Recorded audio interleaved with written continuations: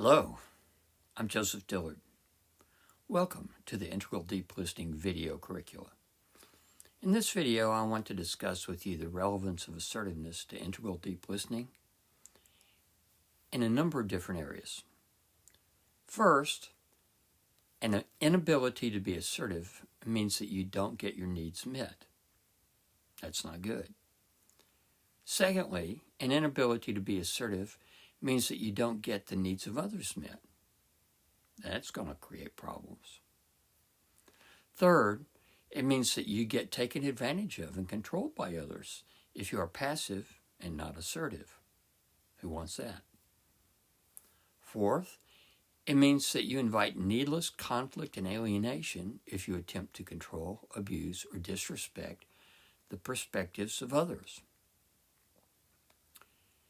Fifth, all of this about assertiveness applies in the three realms. It's not simply about your relationships with others, but also toward yourself, in how you treat your thoughts, feelings, intentions, and needs, and also in your relationship with your nighttime dreams. 6, specifically in dreams, if you are passive in your dreams, you don't ask questions, and you fail to respond to dream situations in ways that challenge your assumptions and perceptions.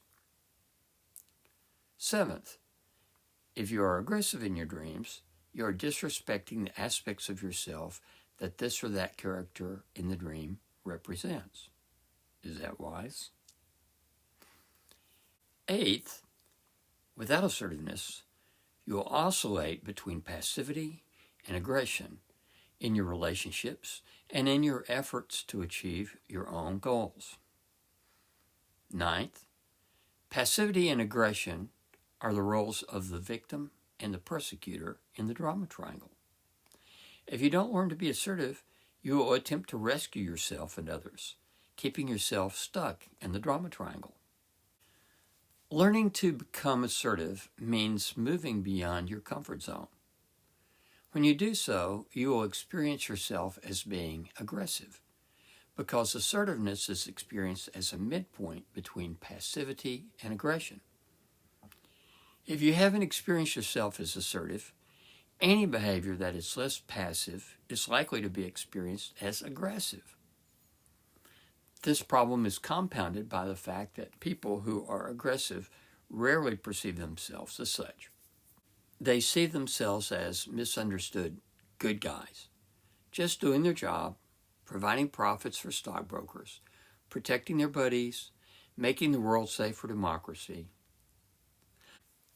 Passive people tend to misperceive actions and words as aggressive, when they might simply be assertive, or because these words or actions are more assertive and strong and forceful than they are accustomed to.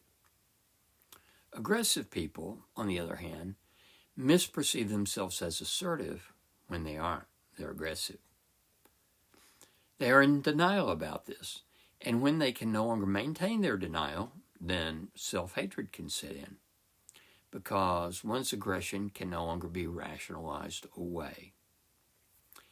In extreme cases, that can lead to suicide, as in the high rates among U.S. veterans of the Iraq and Afghanistan wars. If defense mechanisms are passive-aggressive attempts at self-rescuing, then assertiveness is awareness of defense mechanisms and choosing not to engage with them. Cognitive distortions are delusions that keep you stuck in prepersonal, irrational beliefs, as we have seen. They are attempts at self-rescue that have nothing to do with assertiveness. Your life script, which determines at least 90% of what you think, feel, and do, is a passive process that occurs automatically.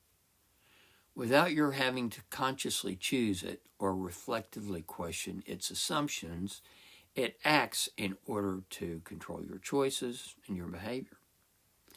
Consequently, your scripting can't be assertive if you don't question its assumptions and change the thoughts and feelings that you use to justify what you do. You can get out of the drama triangle, choose a healthy script for yourself, set meaningful and useful life goals, and avoid cognitive distortions. All of these are aspects of integral deep listening, yet still not be assertive. Why? What is assertiveness? T.S. Eliot wrote, "Only those who will risk going too far can possibly find out how far one can go." If passivity is putting the needs of others before your own, and aggression is putting your needs above those of others, then assertiveness is taking both your needs and those of others into account. Assertiveness has nothing to do with whether others approve or disapprove of your words, feelings, or what you do. Your job is to ask yourself, have I done my best to take into account the needs of all concerned, including myself? If you can honestly answer that in the affirmative, you're assertive, whether others approve or agree or not. If passivity is switching between playing the victim and the rescuer, and aggression is playing the persecutor, assertiveness is playing the helper, the witness, and the witness of the witness. You cannot be in the drama triangle and be assertive at the same time. You have to choose. Do I want to be in the drama triangle and be passive, aggressive, and rescuing? Or do I want to be assertive and be out of the drama triangle? If passivity is a reactive fear of disrespecting others, and aggression is a reactive fear that others are abusing you and yours, then assertiveness is responsiveness. The question you need to ask yourself then is, am I reacting or am I responding? If you are indulging in addiction like smoking, drinking, self-criticism, addiction to the internet, or junk food guzzling, you're probably being reactive and passive. Why? This is because you are rescuing yourself through your addiction. How can you tell whether a behavior is an addiction? Ask yourself, what will I feel if I don't act on this impulse? What, if anything, am I avoiding when I use it? If passivity and aggression send a perception to the limbic mammalian brain, which then spits it out as impulsive action, assertiveness is running perceptions through the cerebral cortex to consider possibilities before responding in considered and measured ways. Ask yourself, am I reacting in the name of spontaneity, naturalness, honesty, and being me? Or am I attempting to engage reason in the process? And of course, it's possible to do both. Thinking that you must choose between these two is a misperception. Your challenge is to engage heart and head to form a higher level synthesis. So, why is it difficult to learn to be assertive?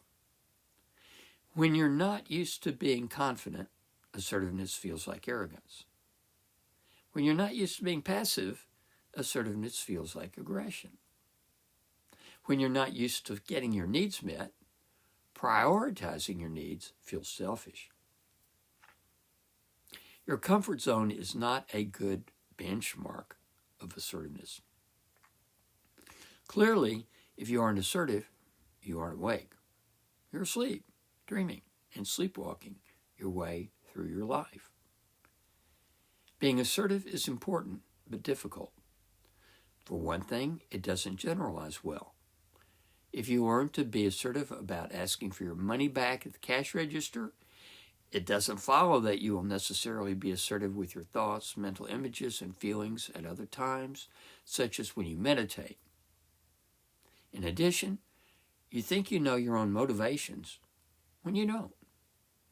You know the motivations of the 10% of yourself that is above the surface of the water. If you don't know what you want, why you want it, then you will be manipulative and deceitful, attempting to fool not only others, but in the process, yourself as well.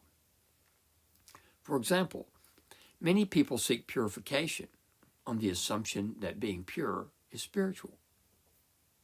They think that self-denial is assertive, when it may simply be repression of their fear of their failings. You can be convinced you are being assertive, but if you are creating drama in your mind, dreams, or relationships, you need to take a closer look. There's a lot to think about regarding assertiveness and how important it is in your life, don't you think? You will find the entire IDEO video curricula at integraldeeplistening.com. Thanks for watching, and see you next time.